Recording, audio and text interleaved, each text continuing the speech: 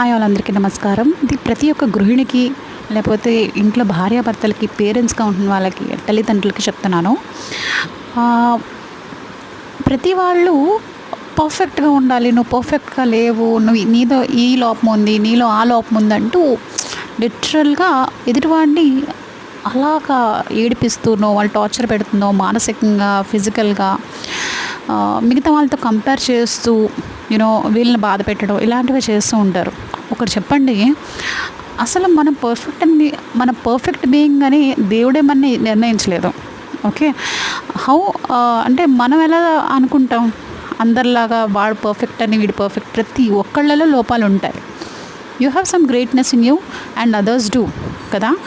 అలాగే పర్ఫెక్ట్గా ఉండేది ఎవరు అంటే బయోలాజికల్ క్లాక్ సెట్ చేసి పంపించేశాడు దేవుడు. ఎవరికి? పశువులకి.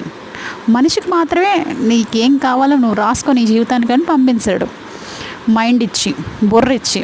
సో ఆ బుర్రవాడి వీలైతే మీకు కలిగినవి చెప్పండి, మంచి మాటలు. పిల్లలైతే వాటికి మంచి స్టోరీస్ చెప్పండి, మీకు వచ్చిన మంచి చెప్పండి. వాడు అలవాటు చేసేసుకోవాలని ఎక్స్పెక్ట్ చేయకండి. ఎవ్రీడే మీరు అది చేయండి డిసిప్లిన్గా. మిమ్మల్ని చూసి కరెక్ట్గా పిల్లలు ఫాలో అవుతారు తప్ప ఈ రోజుల్లో స్మార్ట్ ఫోన్స్ చూసుకుంటూ లైఫ్ని గడిపేస్తున్న వాళ్ళు పిల్లల్ని హై ఎక్స్పెక్టేషన్స్ పెట్టుకోవద్దు.